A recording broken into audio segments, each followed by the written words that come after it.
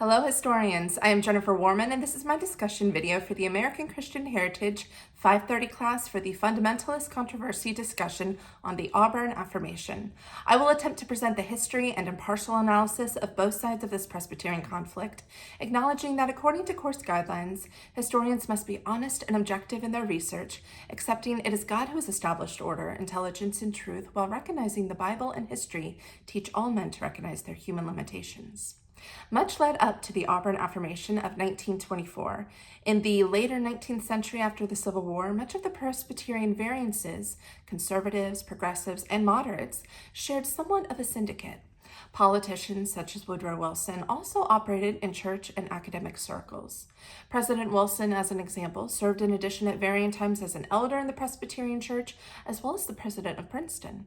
Differences over evangelicalism, the social gospel, America's involvement in World War I, and ordination concerns stressed and widened the depth of all these differences within the Presbyterian Church. All this came to a head when 3 candidates for ordination in the New York Presbytery, despite denying the virgin birth, were ordained for ministry. A complaint brought to the General Assembly on this matter was somewhat dismissed with a settlement of a committee to pen the Doctrinal Deliverance, a set of 5 affirmations required for ordination, those being inerrancy of the Scriptures, the virgin birth, the doctrine of substitutionary atonement, the bodily resurrection of Jesus, and the authenticity of Christ's miracles. This was received by some as the creed within the creed, or the confession within the confession. Some thought it protected ordination by requiring affirmation of primary and secondary doctrinal issues, despite their somewhat irrelevance to ecclesiastical expression. Still others thought it gave room for other explanations to these doctrines to be explored and welcomed in the circle of Presbyterian belief. These reactions fractured the unity of the church. In 1922, Pastor Harry Emerson Fosdick gave a sermon entitled, quote, "Shall the Fundamentalists Win?" This summoned a progressive tolerance and inclusivity of doctrinal diversity. He offered, quote, "The new knowledge and the old faith had to be blended in a new combination. Now the people in this generation who are trying to do this are the liberals, and the fundamentalists are out on a campaign to shut against them the doors of Christian fellowship," end quote. An Auburn Theological Seminary professor, Nichols, moved to remove the 5 fundamentals, owing that requiring these extra biblical confessions overreached the ecclesiastical boundaries of the Presbyterian Church.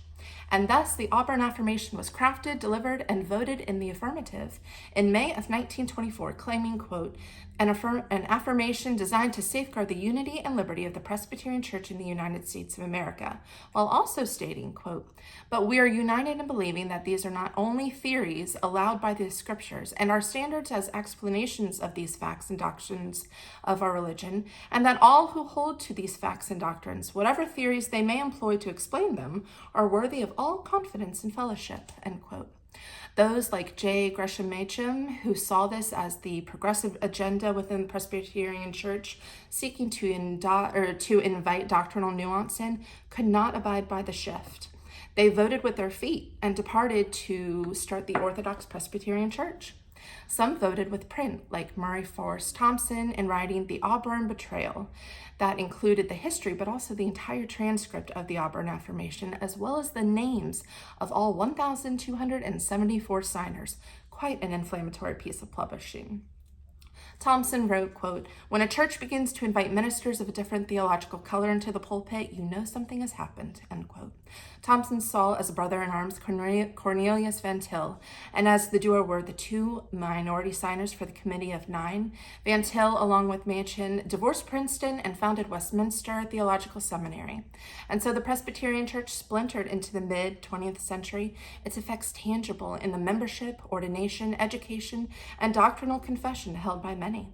A new day had dawned for the Presbyterian Church, the cost of the new being the substantial and severe, and owing much of its propellant to the Auburn Affirmation. Thank you and stay curious.